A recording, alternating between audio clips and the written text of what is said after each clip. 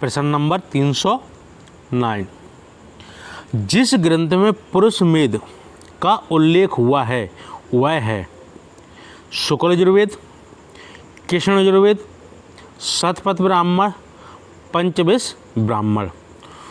तो पुरुष मेद जिस ग्रंथ में उल्लेख हुआ है उसका नाम है आपका शतपथ ब्राह्मण।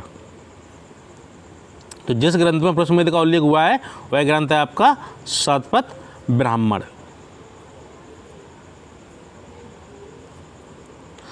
अगला प्रश्न है 310, जंगल की देवी अरण्यानी का प्रथम उल्लेख है अथर्ववेद में, ऋक् संहिता में, आरण्यक ग्रंथों में, उपनिषद ग्रंथों में।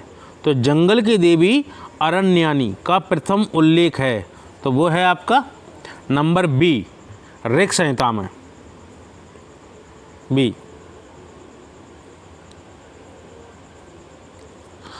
अगला प्रश्न है 311, उद्दालक अरुणी और उसके पुत्र श्वेत केतु के बीच ब्रह्म एवं आत्मा की अभिन्नता के विषय में प्रसिद्ध वार्तालाप किसमें वर्णित है? केन उपनिषद में, श्वेताश्वर उपनिषद में, छांदोग्य उपनिषद में, मुंडक उपनिषद में। तो प्रश्न क्या है? उद्दालक अरुणी और उनके पुत्र श्वेत केतु के बीच ब्रह्म एवं आत्मा की अभिन्नता के विषय में, ठीक है, जिनकी अभिन्नता है, मन के मत एक से नहीं है, के विषय में प्रसिद्ध वार्तालाप किसमें बढ़ रहता है? तो वो है आपका नंबर सी, छांदोग्य उपनिषद में।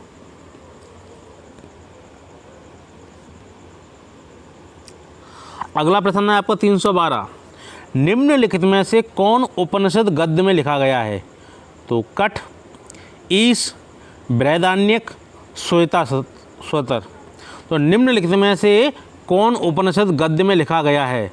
तो वो आपका लिखा गया है नंबर सी, बृहदारण्यक उपनिषद।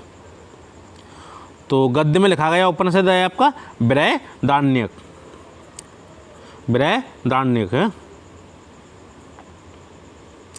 अगला प्रश्न है आपका 313, शतपथ ब्राह्मण संबंधित है यजुर्वेद से, ऋग्वेद से, सामवेद से, अथर्ववेद से।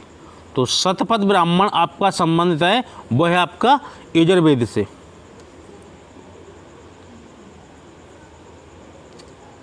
अगला प्रश्न है आपका 314, बृहदारण्यक उपनिषद में अजातशत्रु को कहाँ का राजा कहा गया है?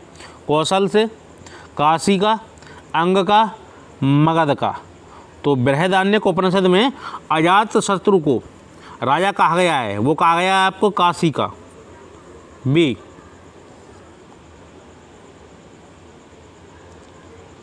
अगला प्रश्न आपका 315, गोपथ ब्राह्मण संबंधित है सामवेद से, यजुर्वेद से, अथर्ववेद से, ऋग्वेद से। तो आपका गोपथ ब्राह्मण किससे संबंधित है? वो है आपका सी, अथर्ववेद से।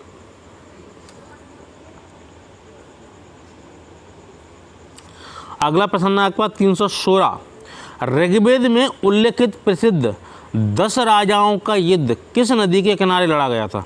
सरस्वती, परसणी, विपाशा, अस्कनी। तो ऋग्वेद में उल्लेखित प्रसिद्ध 10 राजाओं का युद्ध तो किसके बीच हुआ था? ये हुआ था आपके राजा भरत और अनार्यों के बीच। तो वो हुआ था आपका बी, परसणी नदी के किनारे।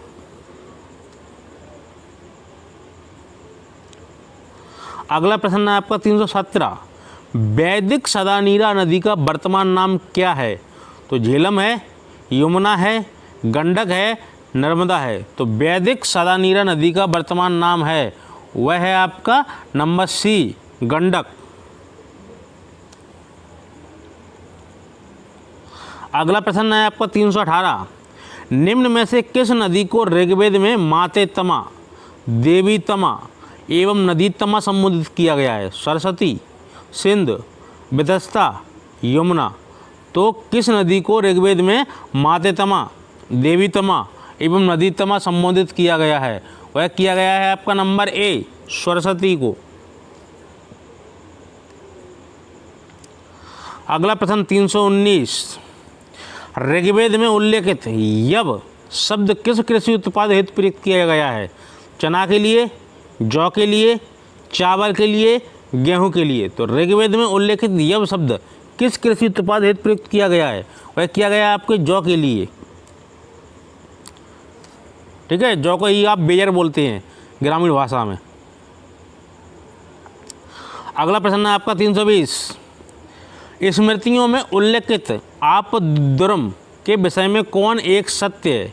इसकी अनुमति केवल क्षत्रियों के लिए थी। इसका तात्पर्य था कर्तव्य त्याग। इसका तात्पर्य था ब्राह्मणों द्वारा राजाओं के लिए किए गए विशेष यज्ञ। नंबर डी, इसका आशय था विपत्ति काल में विभिन्न वर्णों के लिए अनुमत कर्तव्य। तो 320 प्रश्न क्या है? स्मृतियों में उल्लेखित आप दुर्म के विषय में कौन एक सत्य है? तो वह है आपका डी, इसका आशय था कि विपत्ति काल में विभिन्न वर्णों के लिए अनुमत कर्तव्य। तो आपका डी सही है। आप धर्म के विषय में एक सत्य वो है, इसका आशय था विपत्ति काल में विभिन्न वर्णों के लिए अनुमत कर्तव्य। अगला प्रश्न है 321, अपाला आत्रेय की मंत्र किसमें संग्रहित है? यजुर्वेद में, ऋग्वेद में, सामवेद में, अथर्ववेद में। तो अपाला आत्रेय के मंत्र किसमें संग्रहित हैं? वह है आपके नंबर बी, ऋग्वेद में। अगला प्रश्न है 322, ऋग्वैदिक काल में निष्क किस अंग का आभूषण था? गले का, कान का, बाहु का, कलाई का। तो ऋग्वेद काल में निष्क किस अंग का आभूषण था? तो वह था आपका नंबर ए, गले का। जो गले में एक हर तरीका के एक वो था आभूषण, उसी को आप निष्क कहा जाता था, वह गले में पहना जाता था। अगला प्रश्न है 323, वैदिक काल में निष्क शब्द का प्रयोग एक आभूषण के लिए होता था, किंतु परवर्ती काल में उसका प्रयोग इस अर्थ में हुआ है कृषि औजार के लिए, संधि के लिए। ये सणधि है, ठीक है, जो कि आर्यों का जो घोड़े पे मुकुट पहना जाता है वो है, लिखा है नंबर बी। नंबर सी लिपि, नंबर डी सिक्का। तो वो 323 प्रश्न क्या है? वैदिक काल में निष्क शब्द का प्रयोग एक आभूषण के लिए होता था, किंतु परवर्ती काल में उसका प्रयोग इस अर्थ में हुआ है, वह है आपका डी, सिक्का के लिए। जो कि बाद में मगध साम्राज्य चला है, उसमें आपका निष्क शब्द सिक्के के लिए प्रयोग हुआ है, ठीक है, आपके मुद्रा के लिए। उससे पहले ऋग्वैदिक काल में क्या था? आपका एक गले का आभूषण था। तो 323 का डी आंसर। अगला प्रश्न है 324, प्राचीन भारत में निशाका से जाने जाते थे गाय, स्वर्ण आभूषण, तांबे के सिक्के, चांदी के सिक्के। तो प्राचीन भारत में निशाका से जाने जाते थे, वो आपके जाने जाते थे कौन से? नंबर बी, स्वर्ण आभूषण। अगला प्रश्न है आपका 325, सूचियों का मिलान करना है। तो नदियों के नाम दिए गए हैं पुरानी और नवीन, ठीक है। प्राचीन नदियों का क्या नाम था और आधुनिक नदियों के क्या नाम हैं? तो नंबर 1 सरस्वती। तो सरस्वती का आधुनिक नाम क्या है? वह है आपका नंबर 5 हाकरा। परशुनी, परशुनी को क्या कहा गया है? रावी। परशुनी प्राचीन नाम है, रावी वर्तमान का नाम है, ठीक है। शतुद्री, शतुद्री का क्या है आपका? नंबर 3 सतलज। विपाशा, विपाशा क्या है आपका? नंबर 2 व्यास। और घग्गर, ठीक है। तो घग्गर का इसमें ऑप्शन नहीं है, तो आपके 4 हैं, ठीक है, आप वो छोड़ दीजिए। सरस्वती का क्या है? हाकरा वर्तमान नाम। परशुनी का क्या है आपका? रावी। शतुद्री का क्या है? सतलज। और विपाशा का क्या है आपका? व्यास। अगला प्रश्न है 326, भक्ति का उल्लेख कहाँ मिलता है? रामायण में, महाभारत में, भगवद गीता में, जातक में। तो भक्ति का उल्लेख कहाँ मिलता है? वो मिलता है आपका सी भगवद गीता में। तो भक्ति का सर्वप्रथम उल्लेख मिलता है आपका भगवद गीता में। अगला प्रश्न आपका 327, निम्नलिखित में से कौन सा एक वैदिक साहित्य में उल्लेखित नहीं है? हिरण्यपिंड, निष्क, शतमान, कारसापण। तो आपका 300, तो क्या है इसका आंसर 327 का? तो वो है आपका डी, कारसापण। तो निम्नलिखित में से कौन सा एक वैदिक साहित्य में उल्लेखित नहीं है? तो हिरण्यपिंड है, निष्क है, शतमान है। ठीक है, तो कारसापण संबंधित नहीं है। तो आपका 327 का आंसर होगा डी। अगला प्रश्न है आपका 328, आरंभिक वैदिक साहित्य में सर्वाधिक वर्णित नदी है? आरंभिक वैदिक साहित्य में सर्वाधिक वर्णित नदी है शतद्री, सिंध, सरस्वती, गंगा। तो आरंभिक वैदिक साहित्य में आपकी जो सर्वाधिक वर्णित नदी है वह है आपकी सिंध। अगला प्रश्न है आपका 329, नचिकेता और यम के बीच सुप्रसिद्ध संवाद उल्लेखित है? तो मुंडकोपनिषद में, छांदोग्य उपनिषद में, कठोपनिषद में, कैनोपनिषद में। तो नचिकेता और यम के बीच सुप्रसिद्ध संवाद उल्लेखित है वह है आपका कठोपनिषद में। नंबर सी 329 का। अगला प्रश्न है आपका 330, निम्नलिखित में से कौन सी वह ब्रह्मवादिनी थी जिसने कुछ वेद मंत्रों की रचना की? ठीक है, वेदों की रचना किसके द्वारा हुई है? ऋषियों के और मुनियों के द्वारा। तो इसमें एक इनको कहा जाता है मतलब महिलाओं को। ठीक है, तो महिला उनको क्या कहा जाता है? ब्रह्मवादिनी थी। ठीक, तो कौन थी? गार्गी थी, लोपामुद्रा थी, लीलावती थी, सावित्री थी।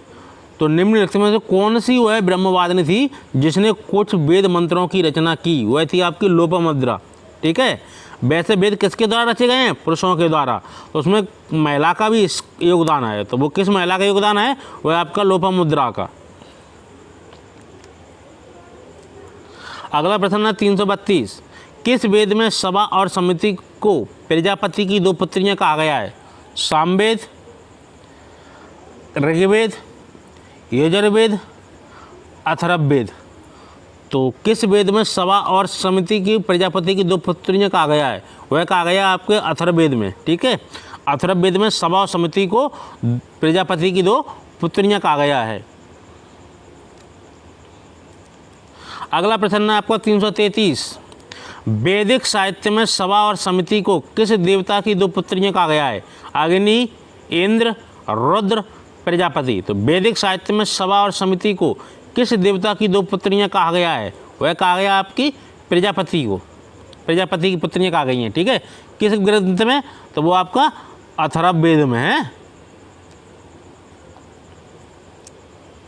अगला प्रश्न है 334, मनुस्मृति में सरस्वती और द्वसदती नदियों के बीच के प्रदेश को पुकारा जाता था?